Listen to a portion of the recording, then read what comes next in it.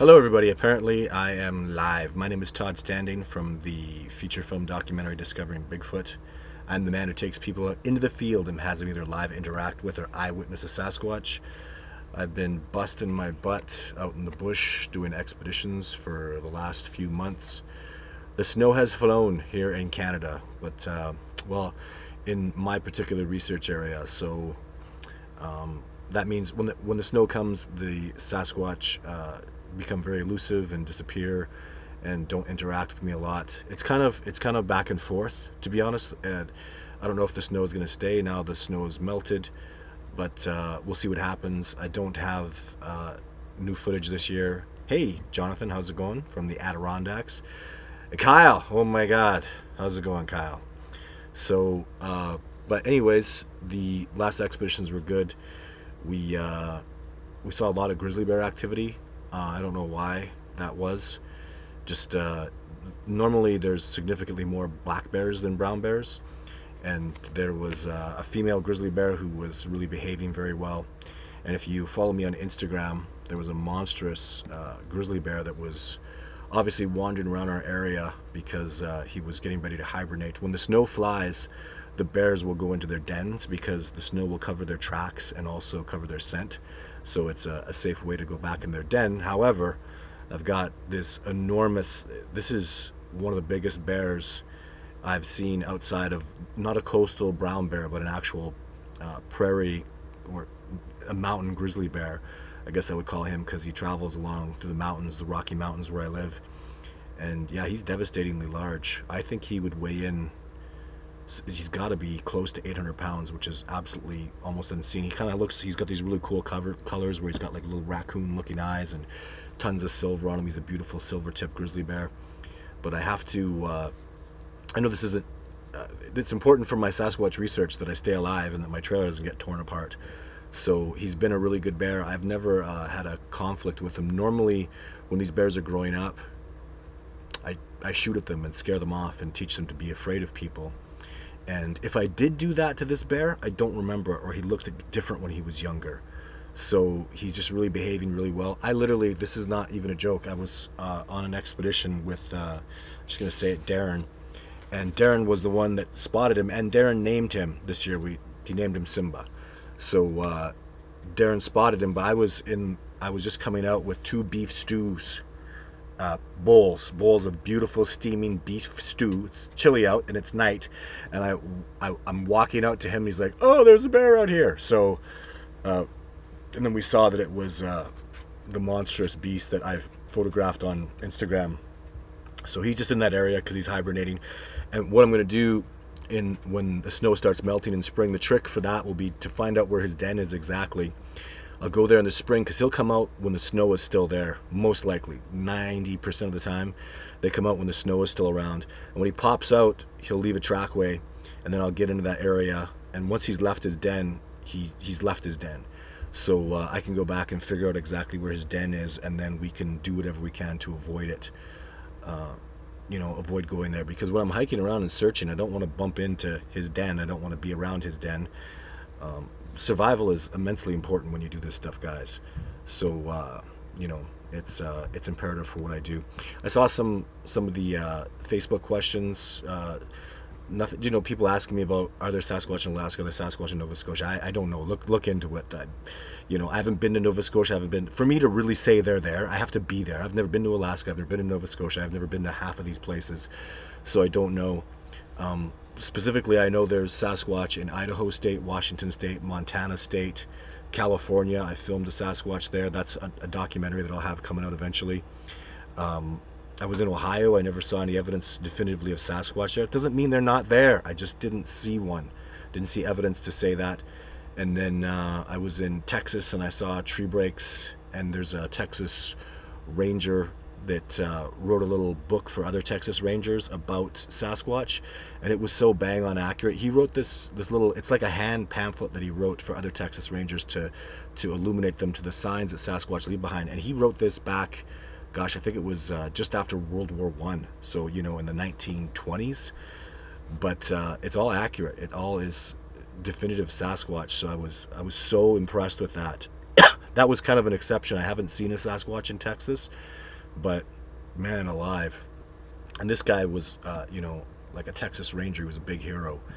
And the book was just so amazing. I was so impressed with it. So I wanted to thank you for joining us, Amanda, and watching. I also wanted to put, this is one of our stickers that we get the shine off of it. How do I do that? I have to, like that. So that's Amanda made that. It's a wonderful little rendition of Jake, one of my favorite Sasquatches of all time, my brother Jake. So yeah, I thought that was really cool. It's one of the stickers that we have on our merchandising page with hats like this and different cool stuff like that. So yeah, I just thought I'd put that out there. It's funny how there's an original photograph of Jake. It's a photograph, and Amanda did an art drawing of the photograph, and it's wonderful. So I really think it's fantastic. It kind of expands your mind a little bit, and I don't know, I just think it's really cool. So let's do some questions here. According to Jack Carey, Sasquatch have human mitochondria DNA. That is correct. I have the DNA study. I've done these shows where I have the DNA study usually by the desk that I'm working at, not here today. And yeah, it all actually makes sense. We've talked about this a few times. as soon as I get away from a glass of water, I start getting an itchy throat and I want to cough. I didn't bring any water with me today. How ironic. But yeah, that's very, very true based on the DNA. I'm not a geneticist. I didn't test the DNA. Adrian Erickson deserves the credit. Nobody ever talks about that, but he's the man who paid for the DNA testing, and he's the one that got the DNA from researchers that are out in the field, which is the most important thing. This whole, somebody gets the DNA. Melba Ketchum is paid to take the DNA and have it tested and just facilitates the testing and gets all the bloody credit for it. I think that's absolutely horse garbage. I'm really not cool with the way that's went down when Adrian Erickson earned the money, spent the money, got the people, got the samples legit, and then paid for them to be tested, and nobody even mentions him anymore. He's just like an afterthought. And even who are the men and women that went and got those genetic samples? That's the hardest thing to do. You know what? I'm sorry, but any asshole can go and get the test done. You could send me DNA, I could go have the test all done. Why would I get credit? Like, it's the most asinine, ridiculous. It just upsets me the way the guys that men and women will spend their lives devoted to this, like John Green and Peter Burns, all the work they did. And did they ever get Sasquatch hairs and stuff? And probably yes, but how much work did it take to put into that? And to give the hairs to somebody, and then the person who just has the hair tested, anybody can do that. You're not special. Melba Ketchum had other labs test the DNA. That's not what's special about that. So anyways, I'm kind of down on the way the boots on the grounds guys just get no credit at all, and it's not cool because we're the ones out there risking our lives.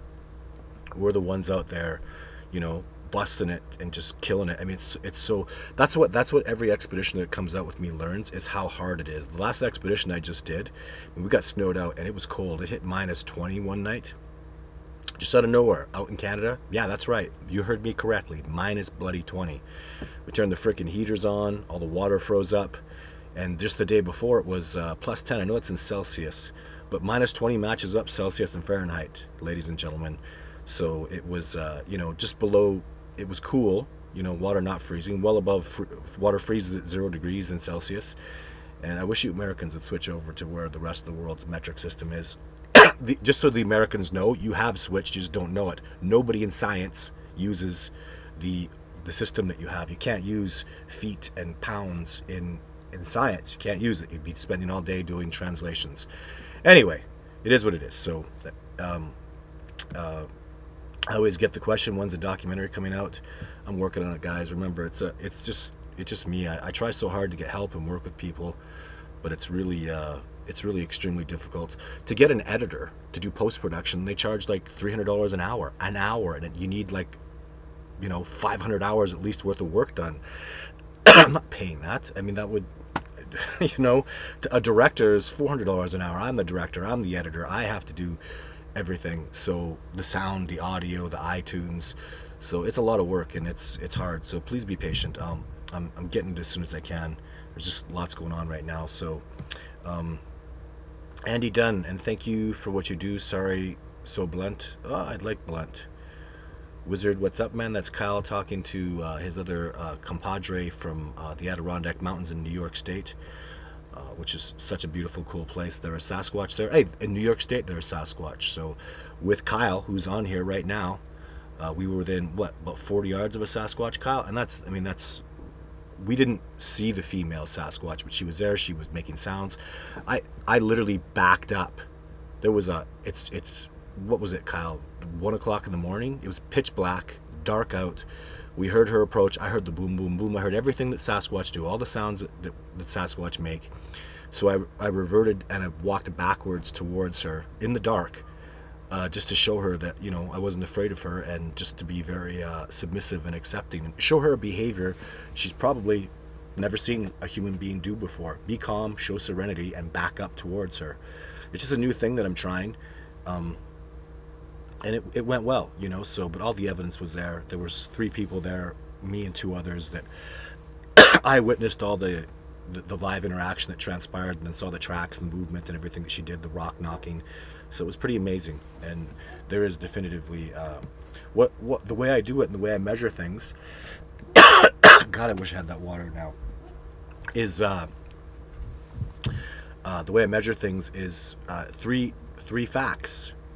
3 pieces of evidence produce a fact. So just the fact that 3 people heard all these Sasquatch sounds, we'll forget about that. Let's say that's one piece of evidence. And then we heard the rock knocking, which nothing does but a Sasquatch. And then the next day we saw Sasquatch tracks where we heard the rock knocking. We saw rock knocking marks, and even just a knee and footprints from a Sasquatch. Those pieces of evidence present to a fact. And you can't call me a Sasquatch expert, because there is no such thing in my opinion. But with all the experience I have, the tremendous amount of experience I have, I'll say it right straight. That was a Sasquatch. And the track looked female, and I don't know what else to tell you. It was a female track. I can tell the difference. Like, I could tell the difference between elk bull tracks and elk female tracks, and I could tell the difference between black bear tracks and grizzly bear tracks. That's supposed to be impossible. You can't do that, blah, blah, blah.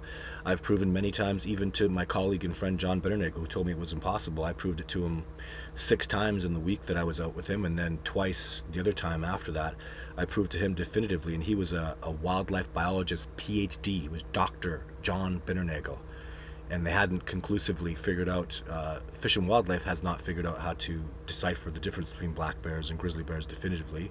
And I gave him like 5 different tools, and at the end of the day he was like, wow, we should write a paper, we should do this. But we just didn't. He passed away before that happened. So hey there, Jonathan. Royal Creations. Hey, Royal Creations, thank you for all your support, sir. Royal Creations, you've been an amazing supporter, and I'm going to make sure that you are getting, all these cool things that we have now.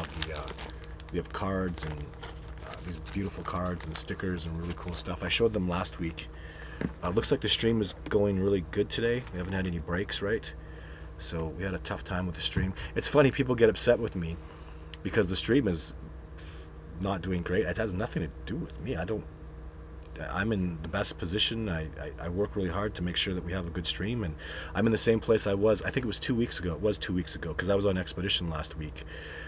So it was 2 weeks ago, and I was out for a solid 8 days. It was a tough expedition, and we all worked hard, and we made some major discoveries. I'll talk about one. They're tree breaking. All in one direction towards where there's a cut block that loggers came in and cut. So there's all these tree breaks in a single direction. So we found a tree break from a new species of tree that I don't know much about. The expeditioners did, and it was broken in the same direction as all the tree breaks. The problem was it was like 12 inches thick. It was huge. A Sasquatch nothing in this world can break a tree that big. But it was broken, and it was pressure broken the way a Sasquatch do it. So what we kind of concluded was there's multiple individuals climbing this tree and breaking it. These trees don't have any branches on them, and we did some tests on it with smaller trees just to see what it looks like to break them wide and to break them tight like a Sasquatch does, that concentration break that they do. And then so I was really on the fence, even leaning towards there's no way they could possibly do that. And then we went back in the bush and found another one that was 40 feet in the air that was 8 inches thick. And the expeditioner Matt, who was out with me with his dad, he sat down with me and he said, "Look, I know you're having trouble because it takes such immense power to make this kind of tree break, but if that tree break is not real based on what you're saying, then why aren't all the little ones real? So if there's a hole in what you're saying with a huge one, because it's a pressure break, it's in the right direction, it's pressure broken, it's exactly what I look for in a Sasquatch break." And he said, "If that one's not legitimate, then maybe all of them aren't legitimate." And I went, "Whoa, whoa, whoa, whoa. All those smaller ones are legitimate." And he said, "Well, then you got to wrap your mind around the fact that they are able to make those breaks. It has all the signs and symptoms that you look for, and yet you're in denial because the power seems implausible." And at the end of the day, I have to go, I agree with them. Those are tree breaks, and the Sasquatch are so incredibly powerful. It's obscene, ladies and gentlemen. The feats of strength that I see in the wilderness, they can run incredibly fast, they're incredibly powerful, they're highly intelligent. It's at the end of the day, every time I say this, no wonder we haven't made this discovery. So we think we're so far ahead of the game and we think that we know it all, and we don't.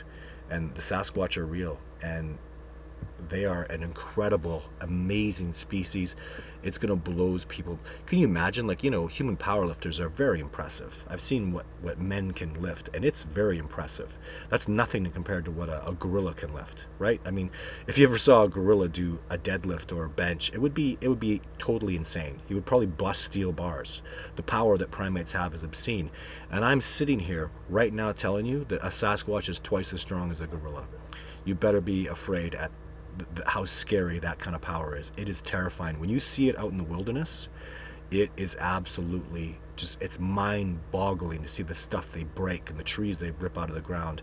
It is absolutely, the way they throw rocks and boulders, they are so powerful. To think that they can take on a grizzly bear or a black bear, one-on-one, at this point, I can't say I'm surprised, because they are so incredibly, ridiculously powerful. The evidence is all there, guys, and I'm seeing it every time I go out. So it's pretty amazing. Chrissy Hoffman says, "Does a lot of females look like Jane?" I haven't seen a lot of females, Chrissy. Maybe 3 in my lifetime. So I saw a female that had a sagittal crest that looked virtually identical to the Patterson female, and I've seen Jane a couple times, and then another older female. The older female that I saw, so the Patterson female just looked like the Patterson footage. I'd say the difference between the Patterson female and Jane, when I was seeing her, was I think Jane is a lot younger, and I think she doesn't have some of the facial hair so much, and then she didn't have the sagittal crest on the head as much as the Patterson footage does. But I saw gorillas are like that. Some female gorillas, like Coco, is a female. She has a big sagittal crest, and some female gorillas don't have it. So it seems to be something that's very clear in nature. But yeah, I think Jane really has a Sasquatch look to her. So I hope that. The thing is, Chrissy, I just don't have enough expertise to tell you. I haven't seen 10 females. It's mostly males. So, but. Hope that helps answer your question a little bit. I would assume in the troop that she looks like her mom and her baby sisters and stuff, right? But I don't have interactions with those individuals. They don't come around me, and or when they do, I don't see them and have good looks at them. So, it's it's a lot. We have a long way. I have a long way to go. We all have a long way to go with this discovery, but it's a very exciting discovery. Todd, hi. I wanted to ask you about what happened after you stopped filming Daywatcher Jake, and why did. So I didn't. This is all, you're completely all over. So I never stopped. Or the footage that you see. I've talked about this so many times. I only have a battery that lasts about an hour, Oliver. So I'm taking a shot, turn my camera off, move closer, take a shot, move closer. When I get the shot, if you look at my videos, it doesn't get any better than that. I'm perfectly focused. Everything is perfect. It's crystal clear at that distance. I've zoomed in as much as I can. The video's done. Move closer, move closer, move closer. And then at the end of the day, Jake just bolted off, and that was the end of it. So, well, no, there's more to it than that. I followed Jake and all that stuff, but you know how it was a Canon camera, like a professional camera with a pro lens, where you have to adjust every little thing nothing was automatic about the darn thing. It was all manual. And it's so difficult to get footage. Like, go try to use a camera like that, guys. Go try to film. It's so hard. I remember talking to Survivorman about this, and it's just laughable the way people think that cameras are just everywhere and everything, and you get every shot. They're crap. They're garbage. Go use your cell phone and get something 40 yards away in the bush. It's useless. It's absolutely worthless crap. Take a photograph of a Sasquatch at 50 yards. It's completely worthless garbage. I filmed a Sasquatch with my Hero Cam. The Sasquatch was about 60 yards away from me. I had the Hero Cam on my chest. Everybody was like, do the Hero Cam. So I did. I wore the Hero Cam. I had it on all the time. It was a god darn pain in the butt like you couldn't believe. And the one time a Sasquatch came within 60 yards, the footage could be anything. It looks like crap. It's absolutely horse crap. It's never going to be good evidence. And but that's a Hero Cam because they're focused for everything. They have a total focal range.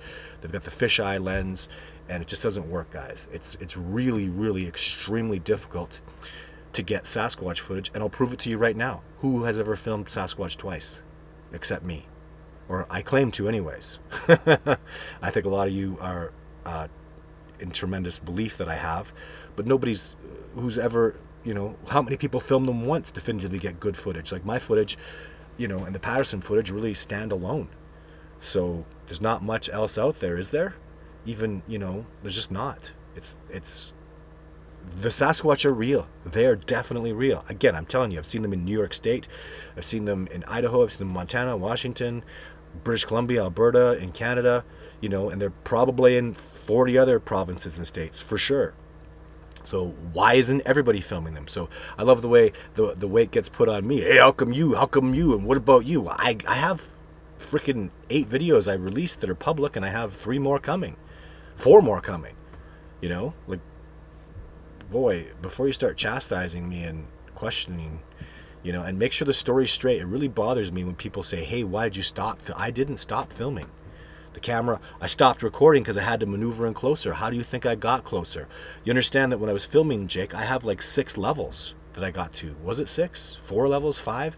How did I get there? How did I keep getting closer? It's because I turned the damn camera off and I moved closer. I turned the camera on. I can't be switching batteries and maneuvering and changing lenses, and why didn't you do the aperture, and how come you didn't have the right neutral density filter? People actually say this to me, and I was in a freaking ghillie suit sneaking up on the most elusive animal on the planet. When you go and sneak up on a Sasquatch in your ghillie suit, when you spend years devoted and risking your life fighting to get that piece of footage, and then you get it, and you had your neutral density filter on, and you made sure that the lighting was right. What? It's outside. If the weather is the weather, I have no control. So hey, can I get the Sasquatch over by my white box over here? Hey, can we backlight him? I mean, what the hell? I'm not complaining, but these statements are absolutely infinitely preposterous. I have Sasquatch footage. So, and the people who can complain to me about how the Sasquatch footage isn't, it's not great, it's not fun. Well, can I see yours? Oh, you don't have any. Oh, and if you have 1, can I see 2? Can I see 4? How many do I have? 8? So, sorry, but I don't mean to be a jerk, but it's bloody hell hard. You got like, I was just smoked on this last expedition. I was brutalized. The weather annihilated us. We had snowstorms and woke up and everything was frozen, and you fight and you bleed, and the bears and the mountain lions and all the crap that you deal with, the hardships of hiking, the avalanches, getting lost. It's I don't get lost, but I don't know, it's hard. Even, what's been hardest for me this year is I took these 2 crazy dudes, a 55-year-old and a 60-year-old, up top in Radium. Man, that was freaking terrifying, because they're such good men. I really like, Stefan's been out, it's like his at least third year out with me, and this really wonderful gentleman, James from Kamloops. I really think highly of these men. I really respect them, and 20 times they could have died. It was really hard for me to go. I can't be tied off to them. We're hiking up on a mountain. If they slip, they're right off the cliff. This happened 20, 30 times. I had to watch them come down this section of cliffs where they had like that much room, and they're sliding on their butt because it was going straight down, and they're sliding. If they go off either end, they die. I watched them fall to their death. It's hard to do that stuff, guys, and I was so proud of them for being so brave. So I don't mind putting myself through those ringers, but when you do it to other people, it's hard. You have nightmares. It's scary, to put people through the ringer like that. And gosh, it's gonna be hard for me to do that again. I didn't realize. I said I did it with Survivor Man, and he is so tough. He's a beast. Like he's Survivor Man. So you go up there with Survivor Man, and he just kicks ass and he manages it all and he never complains. And I knew he's tough. I knew he can handle it. I had a different mentality back then though too. I thought things were, I did a lot of rock climbing and skydiving and whitewater kayaking. I did all these crazy things, and I was a little bit reckless. I risked my life foolishly many times, and I didn't have such a. When you become a dad, it's part of being a father too. You want to come home to your children, right? So that's really changed my life dramatically. Where before I would take on a bear with a knife and I'd go, let's just do this, let's fight, let's give her, let's see what happens. Like I'm gonna smoke you, And now it's like I want to go home to my children, I wanna live to be a ripe old man, and I want to be a granddad. Family really matters to me a lot. So your mentality is not let's go kick some ass, let's fight, Mr. Bear. My mentality is you are not stopping me from going home to my children, and it's a very different way of living. And it's more connected, it's more loving, it's more spiritual, it's responsible, and that's what's happened to me in the last decade since I've been doing this stuff. Is I've settled down, I've realized how important I am in my children's life, especially immensely important. They need their dad really badly, because they have the crazy genes from their dad, right? So they're going to need me to guide them and help them. And so it's made me quite conservative. Well, it's made me somewhat conservative. And then you hear me backing up towards a Sasquatch. But I feel that's a really safe thing to do. I feel I'll back up to a Sasquatch like that because, man, if they're going to hurt me, I'm gone, So, and if I'm not going to do that, I need to go get a new line of work, So I just feel like that's a very acceptable risk. And when it comes to, wildlife, bears, mountain lions, avalanches, all that kind of stuff, I just have to be really smart and extremely careful and make sure that we stay as safe as we can. So, but anyways, that was the hard thing this year. Okay, Andy Dunn. Hey Todd, is there Bigfoot in? So I don't know. Great Smoky Mountains. I hear about it all the time, but I don't know. So you can't ask. Maybe even asking Amanda, or like getting reports, maybe that's something you should look into more with the reports. I wish I could do more with those reports and stuff like that, but it's not something that we're able to manage at this present time. And New York Sasquatch Seeker. New York is building all of these rail trails, hiking trails, where the old railroads used to run. I give it a year before a Bigfoot encounter happens. It's very interesting. New York Sasquatch Seeker, and you're in New York State, I'm assuming. So, well, I mean, if you're in New York State, though, I mean, there's tons in the Adirondacks. There's a ton. I mean, Kyle's talked to many people, and there's clearly Sasquatch in the Adirondacks, just very clearly. So, Chrissy asked, do all females look like Jane? And definitely not. So well, I think there's a difference in every individual. I can see differences. Like, it's not like even, just imagine this, like, I know a lot about Rottweilers. Let's say Jack Russells. The colors are very different in a Jack Russell. And it's obvious to me because I had Jack Russells for many years, the difference in a particular individual. But Jack Russells have a very similar body style, and this is just a dog. Just imagine a dog that has a very similar body style, but their colors are different. Some are brown, some are black, some are black and brown, light brown, dark brown. But I find with a Sasquatch, there's the movement, the body shape, and the way they bring themselves about is different. I can tell. I know who's coming around. I know who's making the sawweed owl sounds. I know it's Jacob. I could just feel his style. Because they have a personality, and if you really pay attention and get to know them, that personality comes out. Jacob is a very original, really cool Sasquatch. I'm really excited about, and make no mistake, Jake is not Jacob. I wish I hadn't named them that way. It just turned out that way. I don't know. They just seemed to be so similar. They were brothers that hung around. They were like tight brothers. They hung around each other a lot. They were very close. and now it's just Jacob. So he's the one that Survivor Man filmed the top of his head. That was definitely Jacob. So yeah, that's what I have to say about that. So Chrissy Hoffman, because they are a type of human, and that's so Mason Bigfoot says they're a type of human. I have to agree with that. If they've bred with us, they're the same species. As preposterous as that sounds for me to say that, that's the definition of a species is two. If a horse and a donkey can produce an offspring that's viable, which they can't, they make mules and mules are sterile, then they're the same species. The horses and donkeys are different species, you know. That's the definition. It's pretty simple. So if we've bred and produced offspring that are viable, which the DNA shows, we're the same species. I don't like saying this stuff, guys. It bothers me. I feel like it's a preposterous statement, but the facts are the facts. So, and I'm not the geneticist. I'm just telling you the research. I'm telling you the papers. I'm telling you the data. And I'm trusting the scientists to this stuff. So, you know, I have to say a fact is a fact, and that's what they say, and I'm just regurgitating that information. It's very uncomfortable for me to say these things, but these are the facts. So Chrissy Hoffman, Mason Bigfoot, but he says it's an ape. Who says it's an ape? I says it's an ape? Well, they're in the great apes category just like we are. Human beings are great apes. There are bonobos, chimpanzees, orangutans, gorillas, and Sasquatch. And human beings, we're all in the great apes category. As you go off in the next section, we're all primates. We're all mammals. So you got to make sure we're warm-blooded. You know, it goes on. We produce. It's a lot, right? We're bipeds. There's many different ways that we can fall into similar categories, but specifically hominids.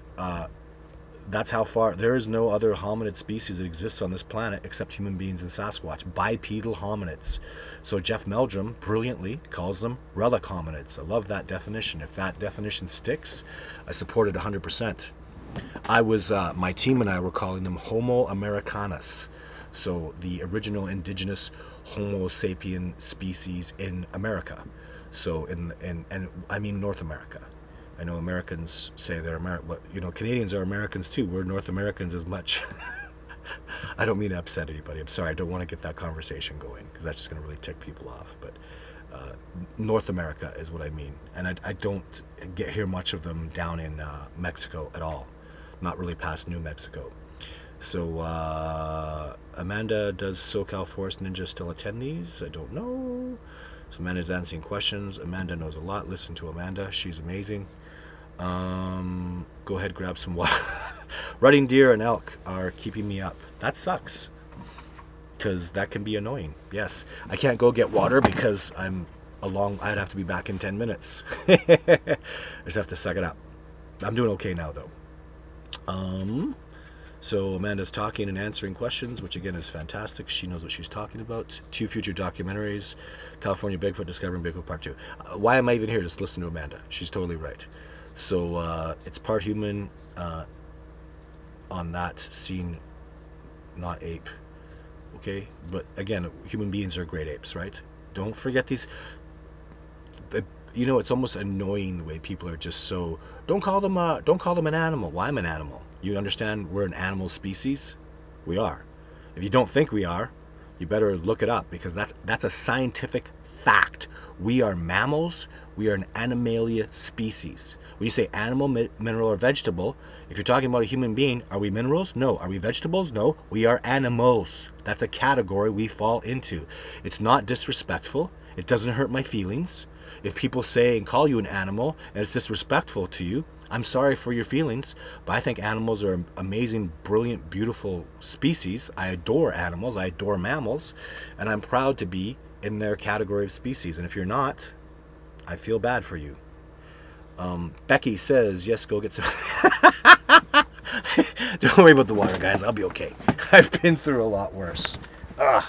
It's a question I got that was really cool is how do you, when you're sneaking up into a Sasquatch habitat, how do you, when you urinate or when you have to defecate, you give yourself away. You do. You'll stink up the whole area. So how do you stop? The answer is stop drinking, stop eating. So it's hard, but I can definitely do it. So I've done it many times. It's basically that you can go. I can go a good solid 48 hours without water. I don't exhaust myself. I don't kill it. I don't hike really hard and climb really hard. I just keep at a nice steady pace. And so yeah, I've gone many times, even more than 48 hours without water and without eating. Yeah, you lose a lot of weight and it's really hard, but you stop eating, you stop going. So UFO Dawn America, Todd, you have 100% proof Bigfoot is a real creature, but what about Dogman? No evidence of Dogman whatsoever. I don't know anything about Dogman. Central Michigan Bigfoot. Hi, Northern Michigan Bigfoot. I like it. You guys chit-chat amongst yourself. I think that's fantastic. This is all about cooperation. The reason I'm here and doing this, cooperate, talk, have discussions. I think that's amazing. Sasquatch Wizard Adirondack. Todd, what are Sasquatch doing when you hear the boom, boom, boom? They're running. It's running, and they're running really heavy. Boom, boom, boom, boom, boom, boom. So it's, yeah. Is it the feet stomping in place or them moving? Oh, it's them moving. Always them moving. That's a really good question because I guess I've never specifically given that answer. I'll tell you why it's moving, because you can hear it. It goes boom, boom, boom, boom, boom, boom. You can actually hear the movement. I have only one time ever heard them boom and then in one spot where they'll go boom. Just make that one big foot stomp. That's not true either. I guess it's happened a couple times. It happened with Survivor Man. It happened on an expedition with a guy who was fanning the fire, and maybe a couple other times I've heard it. But generally, it's not boom, boom, boom. If they make a boom sound, it's one boom when they're standing there, and if they go boom, boom, boom, boom, boom, it's never smooth. It's not boom, boom, boom, boom. It's not a drum beat. It's boom, boom, boom, boom, boom. Boom, boom, boom, boom, boom, boom, boom, boom. He's running, and he's running heavy. Even imagine what's happening is you get this big, powerful, incredible biped that Sasquatch are, and he's trying to show you like the power that he has. I believe they call themselves the Boom. They feel, who are they? They're the big boom, and the boom means they have that big, powerful legs, those big, powerful bodies, and they have the ability to boom the earth. Like I've heard elk and moose and horses running. This is a very different sound. I mean, they go horses and elk, moose, they go frump, frump, frump, frump. That's a quadruped. Frump, frump, frump. To hear boom, boom, boom, boom, boom, boom, boom, boom, boom, boom, boom, boom. Nothing does that. Nothing. Especially like Survivor Man says, and I love his quote, it's a sound like you can almost feel it as much as hear it. Like I'm talking, guys, like you can feel like that boom hits you and you hear it in your ears and you feel it in your body. It is absolutely astonishing that they can do that. I couldn't do that with a sledgehammer. I don't know how. Maybe with a jackhammer, like it's very, very, very impressive. It's very intimidating. When you wrap it around in your head, what's happening, that's the leg and foot of a powerful giant primate moving fluidly through dense wilderness, making a boom sound. Nothing can do that in nature. Nothing. I know that there's like, you hear the grouses, they'll pum, pum, pum, pum, pum. They'll make little, it's a very different sound, the way the grouses will pum, pum, they'll bump their chest and stuff. I've heard that sound before, but it's not like that. It's more powerful, it's more pronounced, and other things are usually happening. I get a Sasquatch call, I'll go see the Sasquatch tracks the next day. So yeah, but it's definitely, they're in motion. Really good question. That it's funny, until someone answers a question, I just kind of assumed everybody knows. But of course you would think, well, why would they just boom in one spot? And they don't multiple boom in one spot. They boom when they're running. So just reading the Dogman answer from Amanda. Cephisaurus. I should call you Cephisaurus, Amanda. Probably confusing people. So Andrew says, I love Sylvanic. I want a lot of arguments with your video. Good for you. But hopefully they were not so much arguments, more about constructive criticism, because I didn't believe Sasquatch was real. I went out to disprove them, right? Remember that. Don't forget. And I respect and admire people's opinions. I don't want to be disrespectful or hateful to people.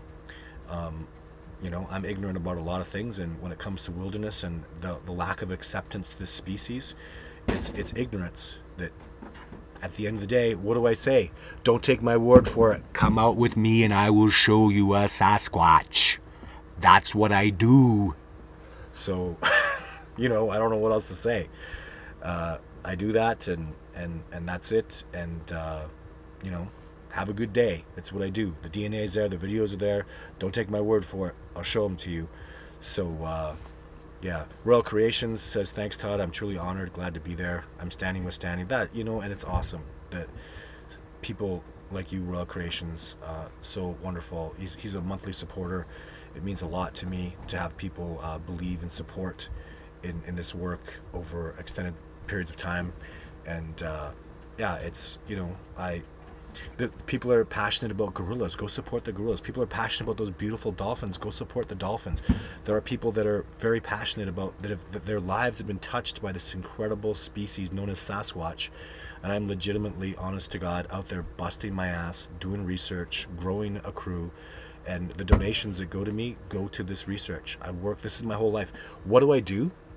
People ask me, what do I do? I'm a Sasquatch researcher. That's what I do. That's my job. I make videos and movies about Sasquatch. I research them. I talk to people about Sasquatch. Sasquatch is my life.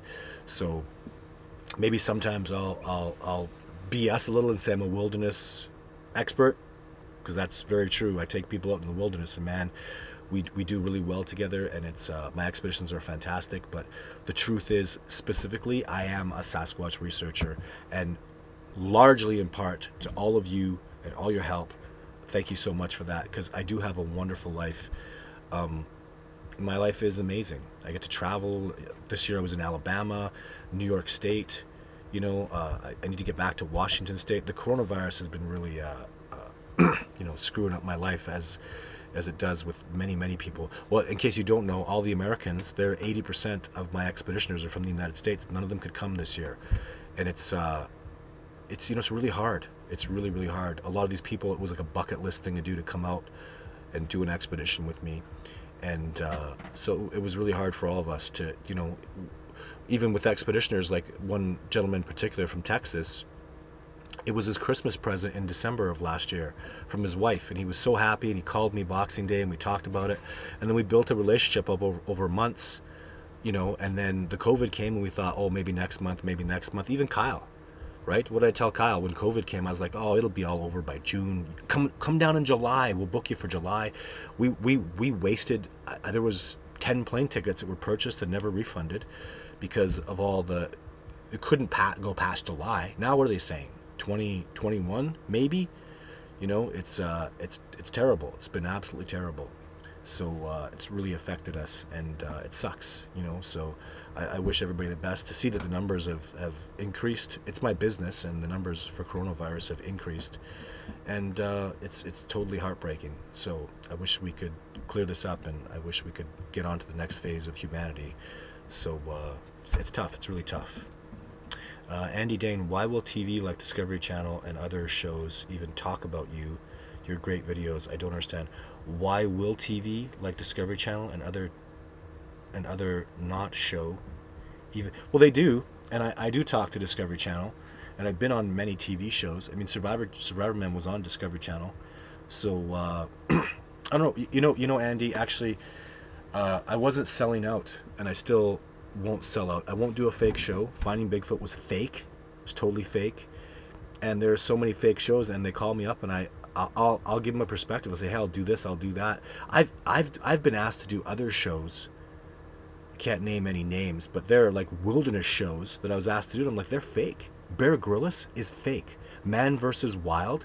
That statement alone, man versus wild, it's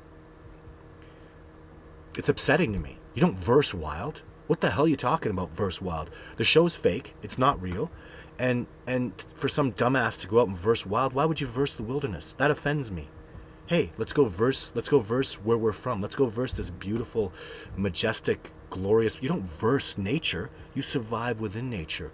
You coalesce with nature. You become one with nature. You verse nature? You verse nature? You lose. Go take on those animals. I don't verse them. I find a way to coexist peacefully. If I go verse a bear, don't do it. Especially, hey, go verse a bear. Go take away your technology and go verse a bear or a mountain lion. Go see how long you last. You can count the seconds away where they will tear you apart without your technology.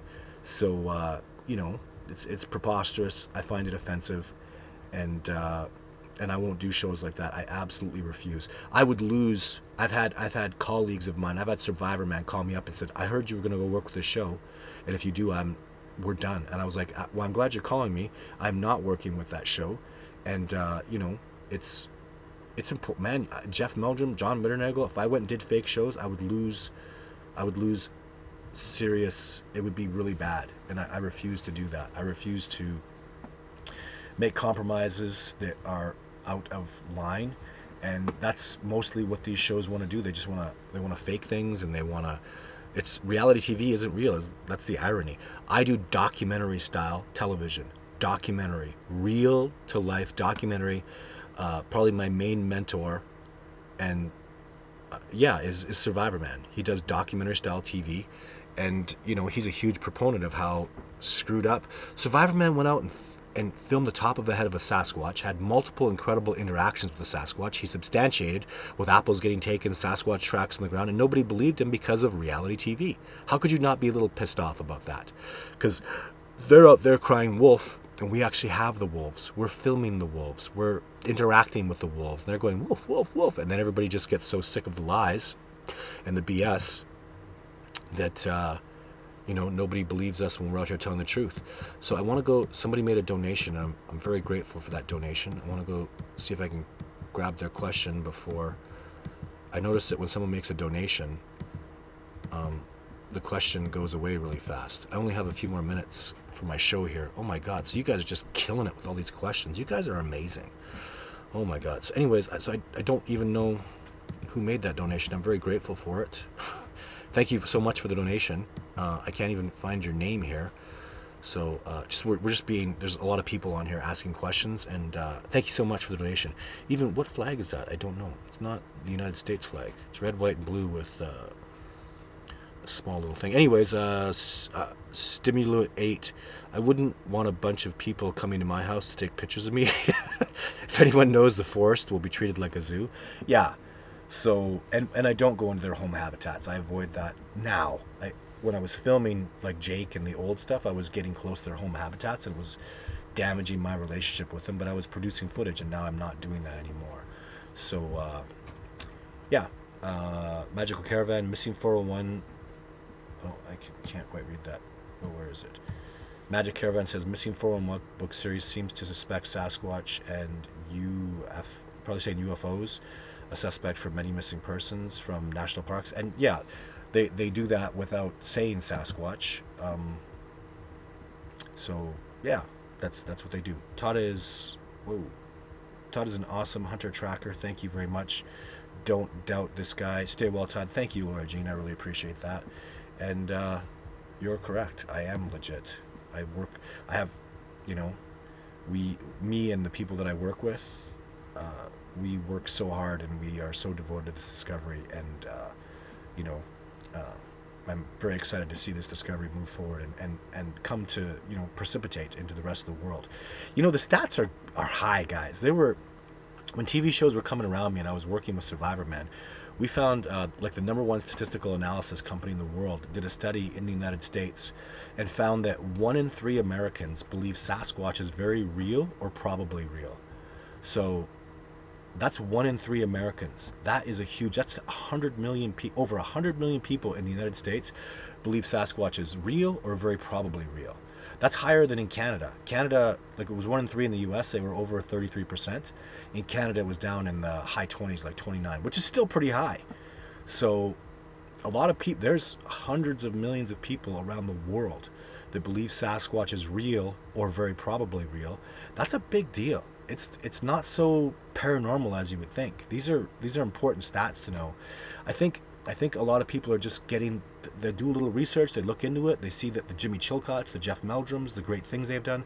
Survivor Man's out there fighting for this now, and you got to look at that evidence. When you see Survivor Man walk around, and his new thing to say is something's out there, and we need to figure out what it is. That's Survivor Man, guys. I mean, he's a monster. He's a beast. He's Survivor Man. He's the godfather of Survivor TV. He knows they're out there. He knows what happened. He's very PC about things, and his statements are awesome because it's his job to I'm the extreme. I know they're real. I say they're real. I have no bones about it. They're real. Have a good day.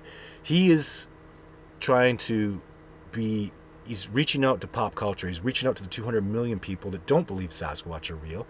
And he's doing what he can to help them come over this way. And I love the way he's doing that. And it's a wonderful, appropriate service he's doing. There's enough people like me out there going, they're real, they're real, they're real, throwing my arms down, they're real, real, don't take my word for it, come out with me, they're real. So he's doing a wonderful service to this discovery, and that's what I have to say about Survivor Man. So I'm very grateful. We should all be very grateful for him, and like men like John Bernagel, may he rest in peace, that wonderful man. And the great Jeff Meldrum, what an amazing human being he is. We owe him, wow, what he's done for this discovery is just absolutely outstanding. The man is brilliant and amazing, and I'm honored to have worked with him. So Andrew says these creatures, people, good, have to stay a secret because the people will hunt them and turn the forest into a zoo. And so that's a perspective, Andrew, and I'm going to disagree with you. You can't hunt a Sasquatch. It's I've said it before, and this is really becoming my mantra. It's like sending a 5-year-old into the ring with Mike Tyson. You can't hunt these guys.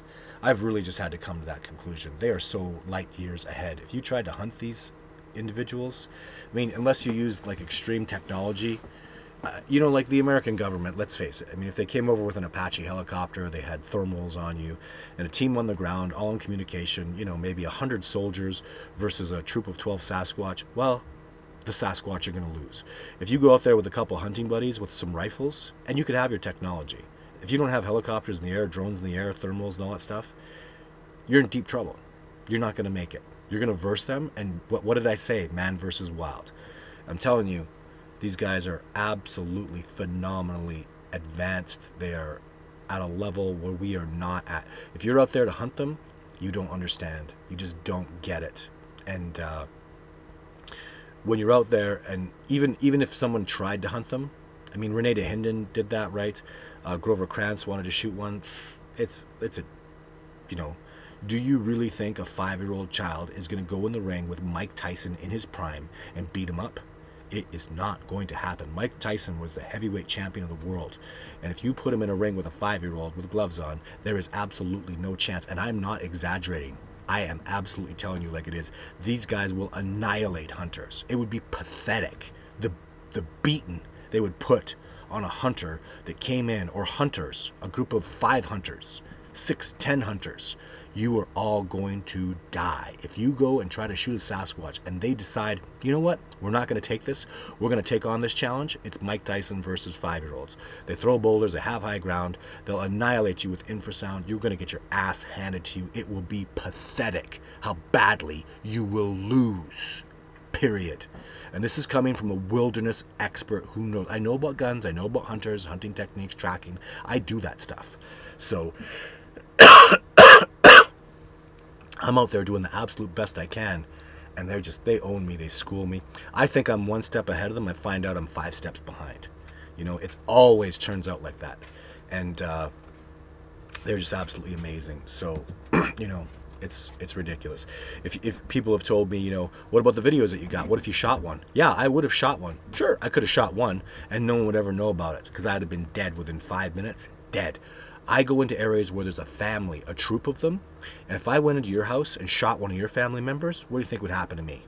Except this is not me versus you. This is me versus the most advanced wilderness species that has ever lived. They know every rock, every nook, every cranny. If you got in there and you were able to take a shot and kill one, you would not survive. The natives will tell you, take your last breath. You're going to die horribly. You're going to be torn limb from limb. You will be destroyed. And I know people that have gone and went and tried to do that, and that's exactly what happened to them. That's a whole other question, whole other story. So Roxanne, Andy, any sightings in your neck of the woods? Vito, so you guys are just talking amongst yourself. That's awesome. I think you and others have proven they're real. For me, now it's, what are they? How do we move how do they move so silently, etc.? Well, Steve, I mean, the answer is wilderness is brilliant and amazing, and the species lives based on survival of fitness, something that our species doesn't know anything about. Everybody survives now. Everybody makes it. The medical interventions that we take to make sure children survive and people survive, it's ridiculous. They have none of those. If you are strong, if you are powerful, if you are the best of the best, you survive. That's how it works. Even with breeding rights, still works that way with Sasquatch. If you're the biggest, strongest, fastest, smartest, best technique, you breed, you're the boss, your children will survive. It's that simple. And when you have that in nature, mountain lions are unbelievable. They are like your worst freaking nightmare if they come for you, man. They run sprinting silently, deadly, like even, I don't know that mountain lions have this, but tigers have the ability in their incisors to find the bloody vein in their prey. They'll do their first bite and they'll maneuver to hit the jugular because they can feel the pulse. These are predators that are incredibly efficiently designed to do what they need to do to survive, and nature is absolutely outstanding. To think that those beautiful elk and deer survive out in the -40 temperatures in winters where I live, they never warm up.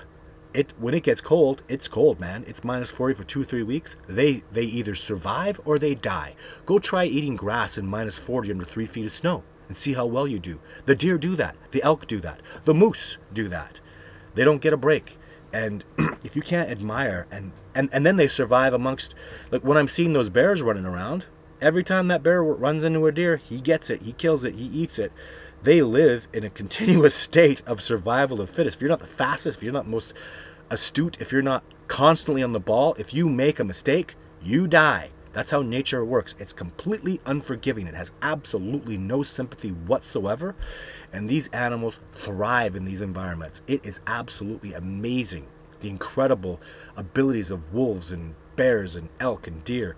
I am absolutely just blown. We can't make electronic devices that can hear as well as a deer. Never mind they can smell as well. Never mind they can see that well. So deer can see at night just like a horse can, you know. So they can hear, their sense of smell is spectacular. Like, these are highly evolved, incredible species, and we just kind of take it for granted. You know, I don't. I think it's totally amazing, and I'm absolutely blown away by how brilliant these species are.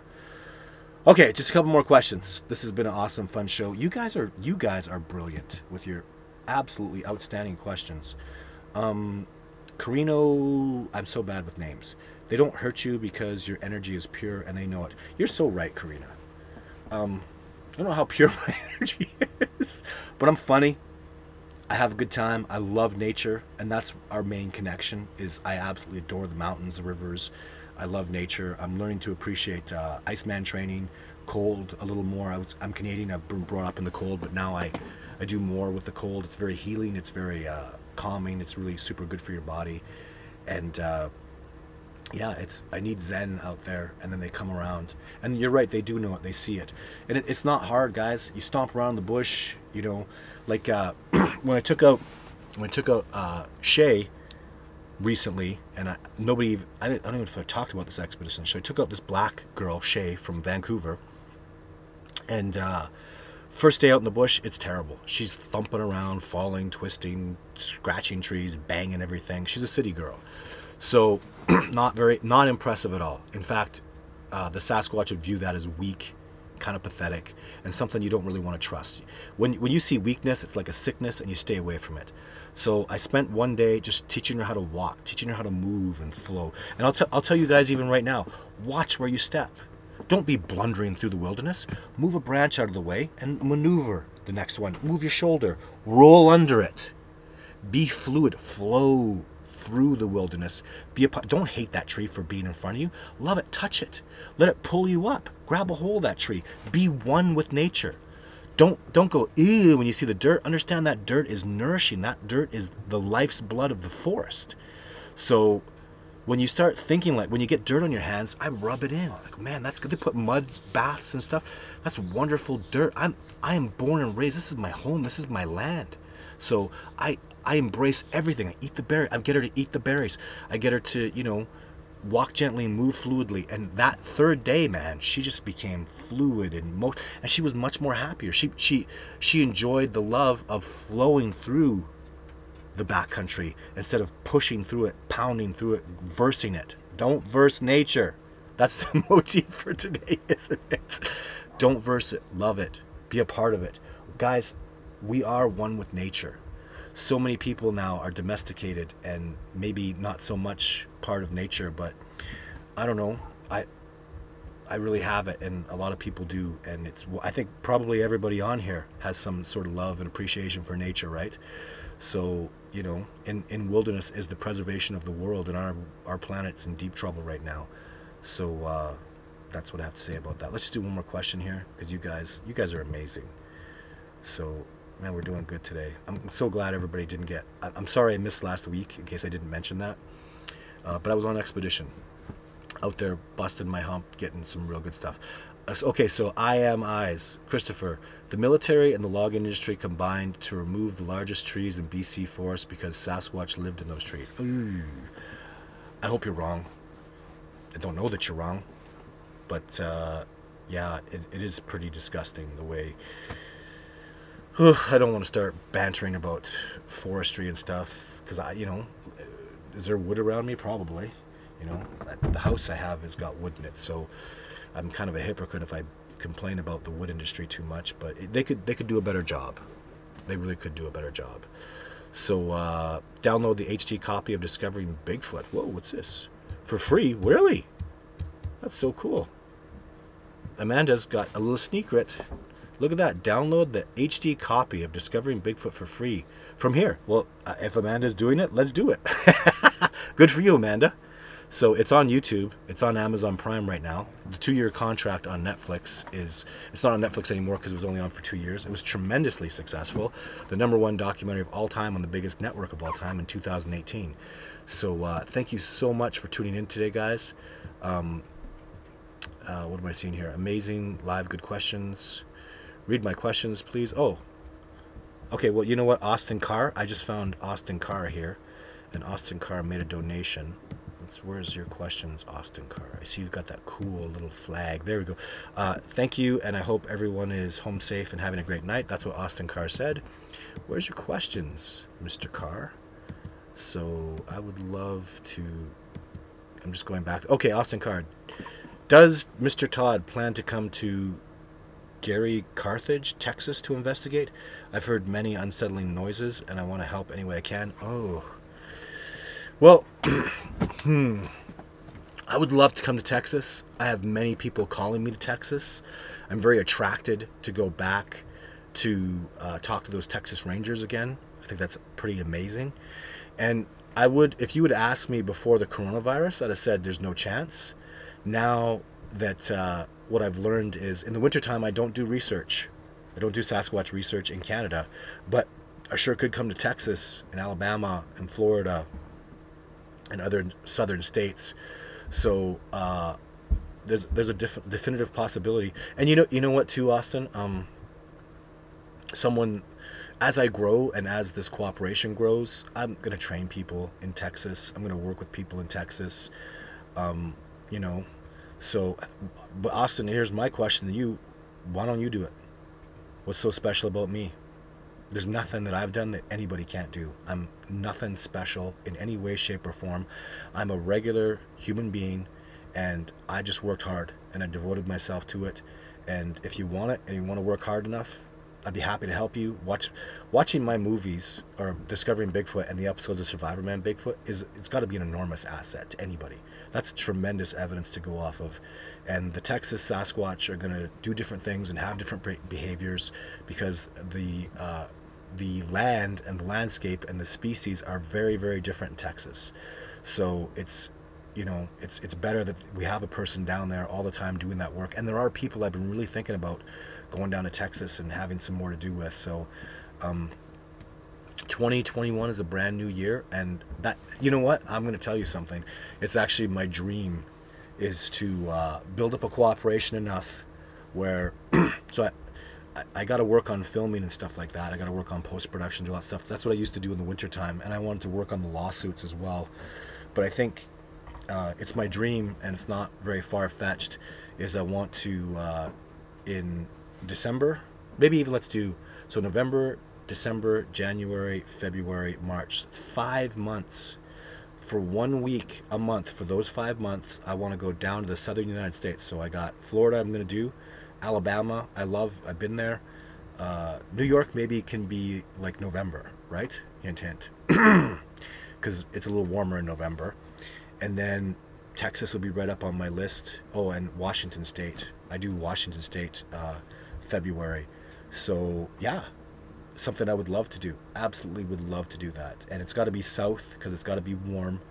And yeah, I hope that's answered your question, Austin. Thank you so much for your donation. That's absolutely fantastic. The best place to make a donation, though, everybody, is at my website. Discovering Bigfoot store there's the link, store Discovering Bigfoot. DiscoveringBigfoot.org is my website.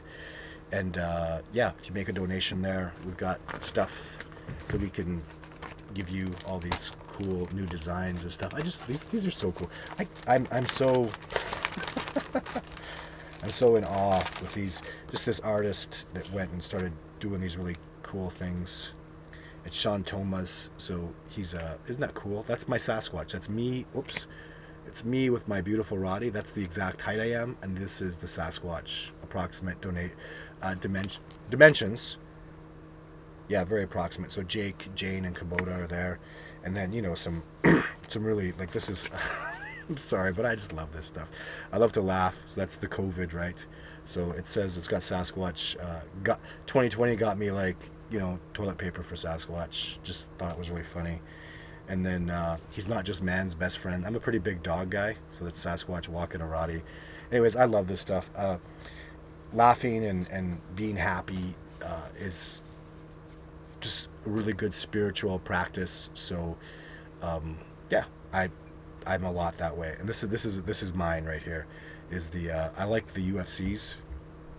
I study martial arts a lot, so I call this one shows Sasquatch being the super heavyweight social distancing world champion. Isn't that funny? The super heavyweight social distancing champion. So super heavyweight is going to be over 300 pounds. So and it's social distancing. It's not about fighting. You don't fight a Sasquatch. And then I've always been really proud of the posters and stuff from my movie. I love these things. They're fantastic. It's awesome that we have people putting that stuff together and working on that merchandise, including the shirts and the hats and stuff like that. I love this Discovering Bigfoot emblem. So wonderful stuff. Thank you so much, everybody, for tuning in today. So we had no breaks in the show at all. The show went through without a hook or a hitch. And you guys had your amazing questions again. What are the odds of me being back next week are? Next week, I think the odds of me being back next week are high. Very high. There's no Sasquatch Sunday stuff right now. I'm too committed to getting some other things finished up that are a little secret. But once these secrets are all done, there's some people that are on this chat room right now that know what I'm talking about. There's some secret things I'm going to go do, and we're going to go kick some ass. We're going to go fight to move this discovery forward and do some amazing, enormous things. And you people who are on here right now, you know what's happening. You know I'm coming. And we're going to go fight for this, and I'm really excited to do this stuff. So thank you so much, guys. Oh, Amanda put up bfro.net to go put your Sasquatch reports in. I think that's a wonderful idea. So y'all take care, and very likely I'll be back next week. Until then, have a good time and try to enjoy